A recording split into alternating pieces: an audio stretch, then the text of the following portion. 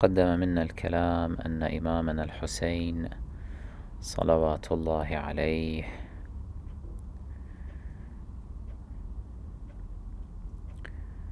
كان يدعو في قنوت صلاته بأن لا يسقط أحد من هذه الأمة في الفتنة التي وقعت بسببه.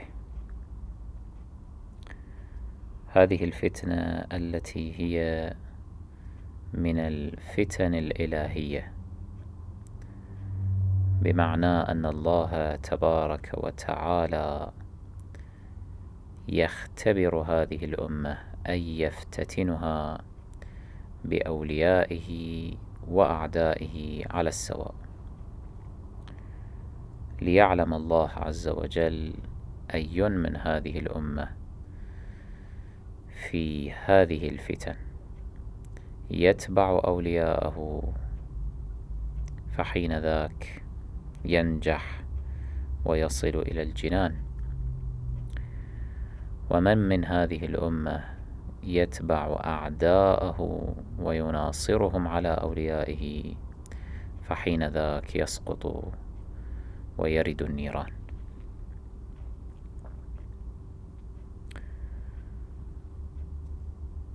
الفتنة الحسينية إنجاز التعبير ما زالت مستمرة إلى يومنا هذا. ما زالت هذه الأمة تفتتن بقضية الحسين، أي تختبر وتمتحن. ويمكن لنا أن نقسمها إلى قسمين: أمة الخير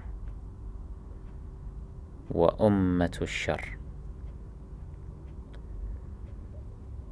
أمة الصلاح وأمة السوء. أنت يا من تسمعني في هذه الأيام، في أيام ذكرى استشهاد أبي عبد الله الحسين صلوات الله عليه، عليك بأن تحدد موقفك. من أية أمة أنت؟ هل أنت من أمة الحق والخير والعدل والصلاح، أم أنت والعياذ بالله من أمة السوء؟ الذي يظهر لنا مع الأسف في زماننا هذا أن معظمنا، وهذه كلمة يصاحبها الألم، أن معظمنا من أمة السوء. هذه الأمة الملعونة المنبوذة التي ناصرت أعداء أهل البيت عليهم، هذه الأمة التي خذلت أهل بيت النبوة، خذلت الحسين.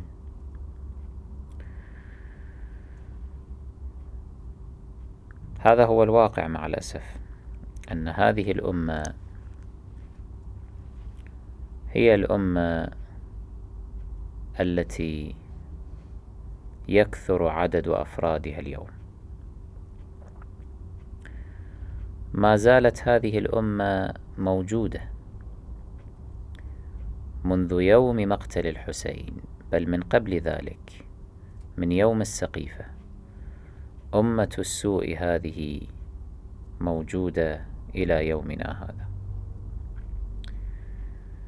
وللعلم ليست هذه التسمية أمة السوء، ليست هذه تسمية أنا أطلقها على هذه الأمة. هذه التسمية أطلقها الإمام الحسين صلوات الله عليه نفسه، هو الذي سمى هذه الأمة بأمة السوء.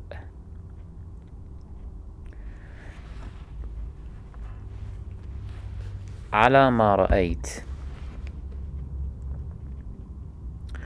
مرتان وصف الحسين عليه السلام في يوم عاشوراء هذه الأمة بأمة السوء. المرة الأولى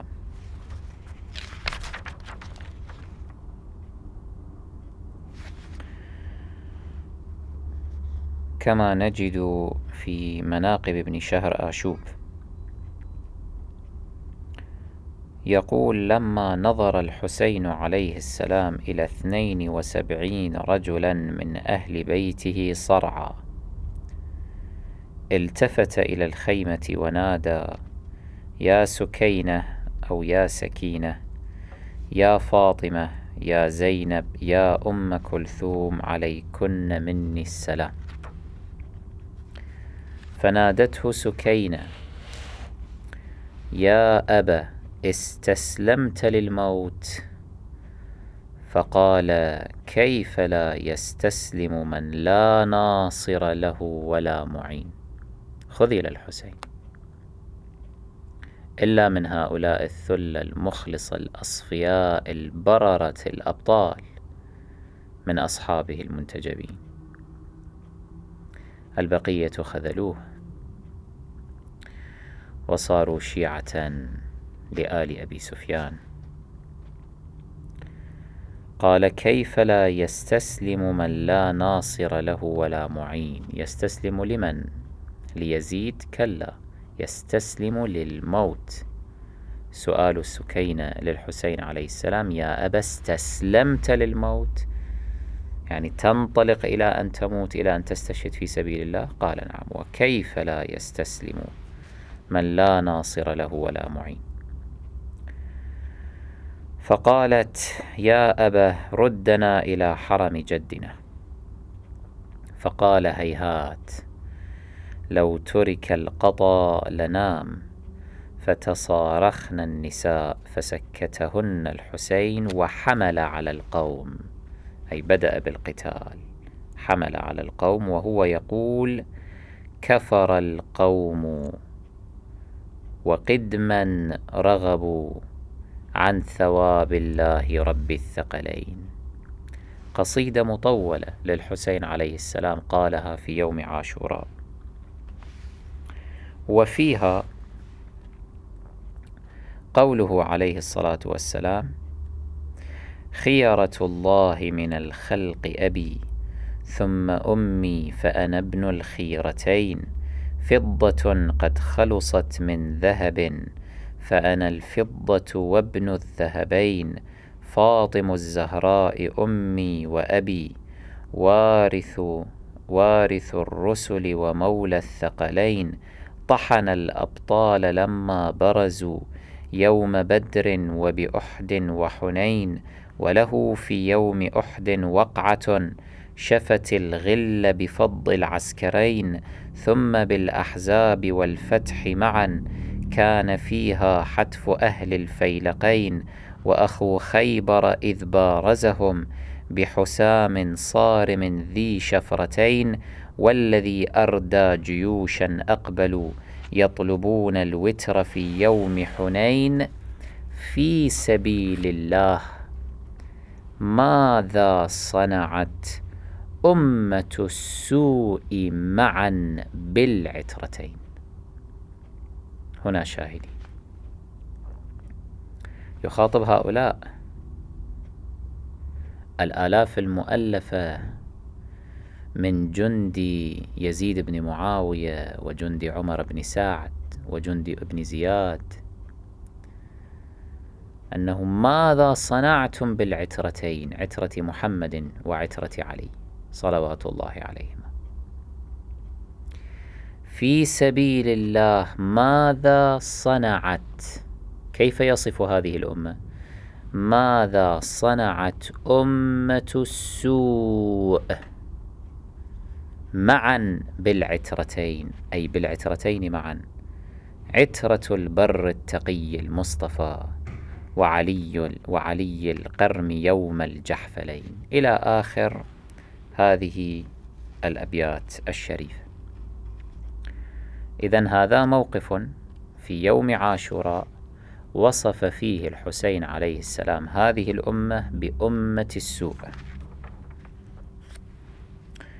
الموقف الآخر يرويه أبو الفرج الأصبهاني أو الأصفهاني في مقاتل الطالبيين، وهو رجل من أهل الخلاف، أيضا في مجريات يوم عاشوراء، يقول: ثم جعل الحسين عليه السلام يطلب الماء، فقال له رجل: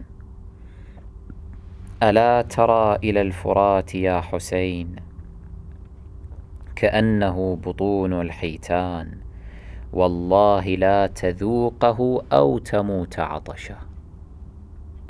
فقال الحسين عليه السلام: اللهم أمته عطشا.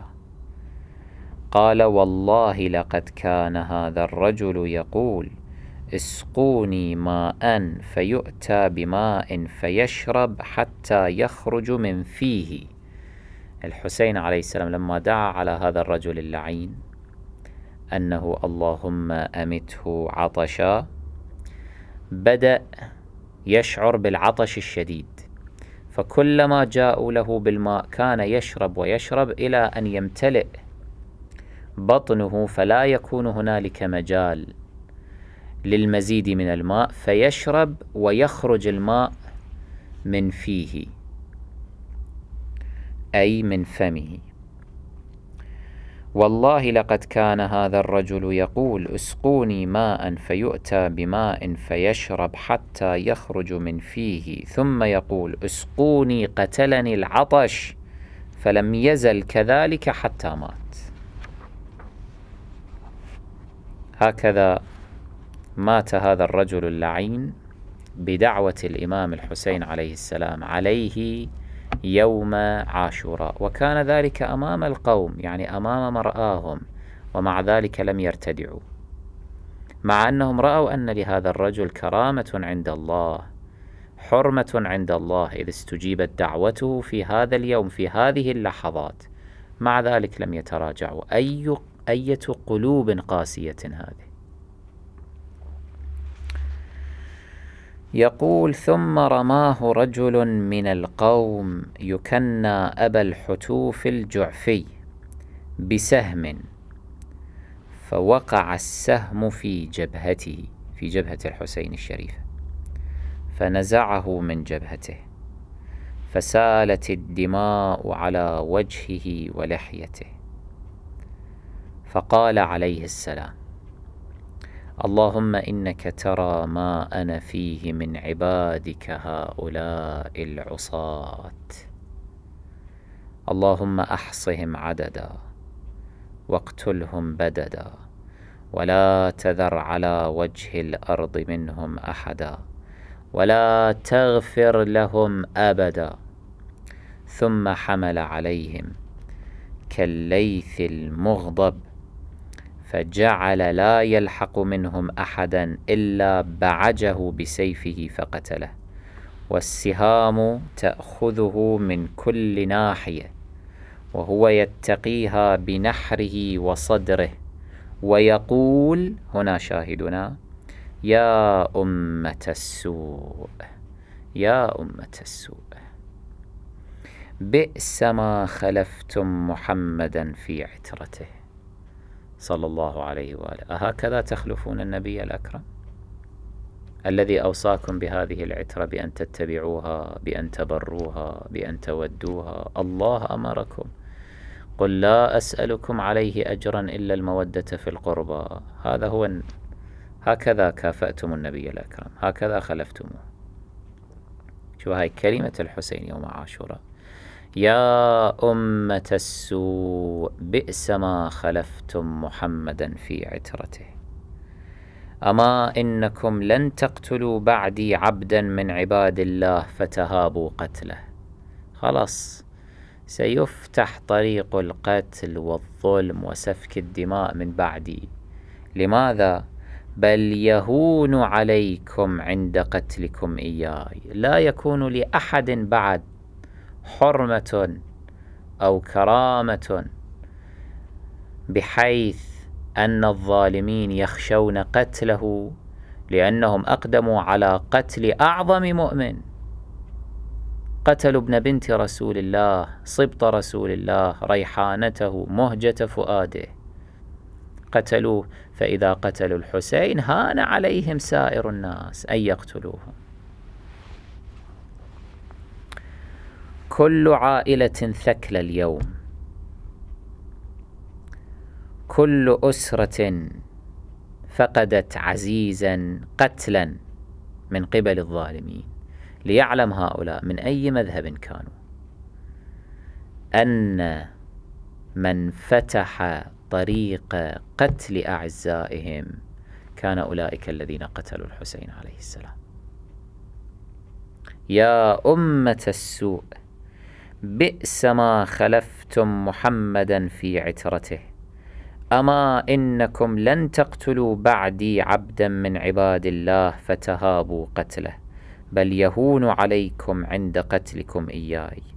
وأيم الله، يعني أقسم بالله، إني لأرجو أن يكرمني ربي بالشهادة بهوانكم ثم ينتقم لي منكم من حيث لا تشعرون. فصاح به الحسين بن مالك السكوني لعنة الله عليه فقال: يا ابن فاطمة، وبماذا ينتقم لك منا؟ قال: يلقي بأسكم بينكم ويسفك دماءكم ثم يصب عليكم العذاب الأليم.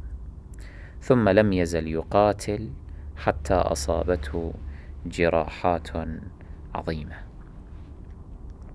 إذا تخيل الموقف، الحسين بن علي صبط رسول الله في يوم عاشوراء وحيد، نظر إلى أصحابه وهم صرعى،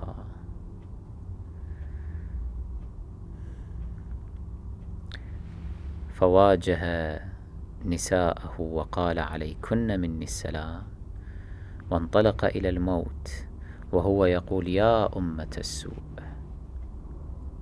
يا أمة السوء. السهام تأتيه من كل جانب، يقاتلون من؟ يقاتلون رسول الله.